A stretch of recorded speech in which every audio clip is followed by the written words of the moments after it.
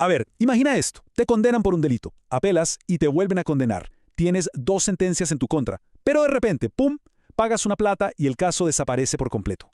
¿Suena película? Pues no, es un caso real que llegó hasta la Corte Suprema de Colombia y vamos a ver cómo pasó.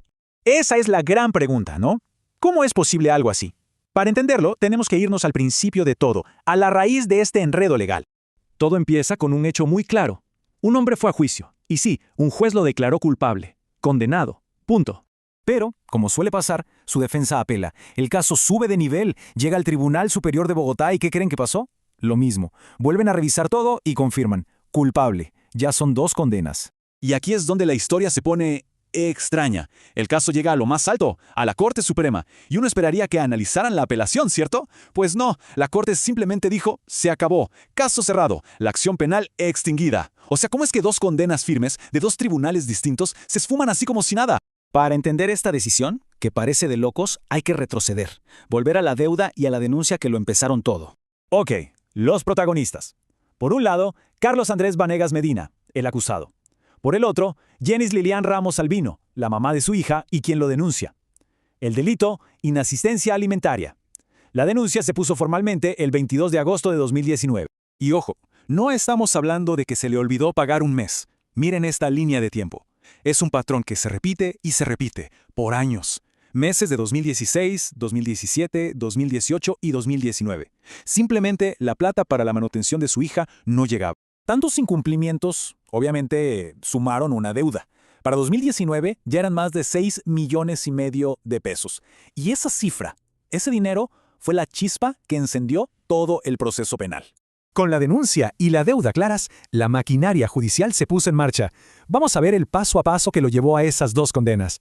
El recorrido fue bastante claro, ¿eh? Primero, el Juzgado Tercero Penal Municipal de Bogotá lo encuentra culpable en abril de 2022. Su defensa apela, claro.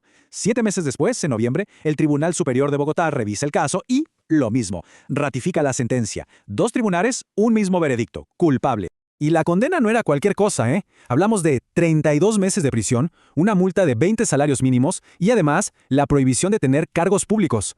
Una sentencia seria con todas las de la ley y confirmada.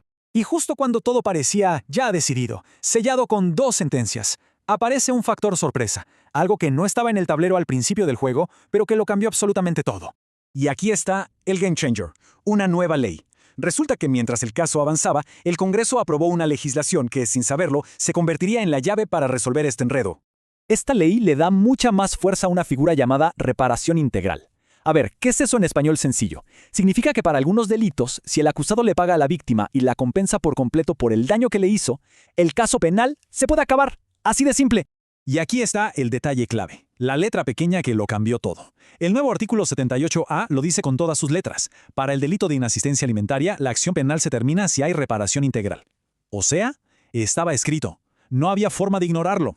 Entonces, el caso llega a la Corte Suprema con este panorama tan particular. 2 condenas firmes por un lado y por el otro una ley nuevecita que abría una puerta que antes no existía. Y esto es lo más importante de todo lo que hizo la Corte. Se olvidaron de la apelación. No se pusieron a discutir si era culpable o inocente otra vez. Eso ya estaba decidido. Su único trabajo fue analizar la nueva ley y hacerse una pregunta muy simple. ¿Esta persona cumple con los requisitos para que le apliquemos el beneficio? El primer requisito, claro, era la plata. La reparación. Y sí, en los papeles figuraba que el 2 de julio de 2022, el señor Vanegas había pagado más de 11 millones de pesos. Una cifra que, de hecho, había acordado con la madre de la niña como pago total de la deuda. El razonamiento de la Corte fue casi como un checklist. A ver, ¿el delito de inasistencia alimentaria está en la lista de la nueva ley? Sí, check. ¿Hubo reparación total? Sí, pagó los 11 millones. Check. ¿El pago se hizo antes de que la sentencia fuera la final inapelable? Sí, check. ¿El acusado había usado este beneficio en los últimos 5 años? No. Check. Con todos los puntos cubiertos, la decisión era casi automática. Así que la Corte Suprema simplemente detuvo todo el proceso. Declaró que la acción penal estaba extinguida. El caso, cerrado. Pero más allá de este caso, ¿qué nos dice esto sobre cómo está pensando la justicia hoy en día? Todo se basa en un principio clave del derecho penal, que se llama principio de favorabilidad. Suena complicado, pero es simple. Si sale una ley nueva que es más buena para el acusado que la ley vieja, los jueces están obligados a aplicar la ley nueva y más favorable, incluso si el delito se cometió antes. La Corte no tenía otra opción, la ley los obligaba a actuar así. Lo que vemos aquí, en el fondo, es un cambio de mentalidad.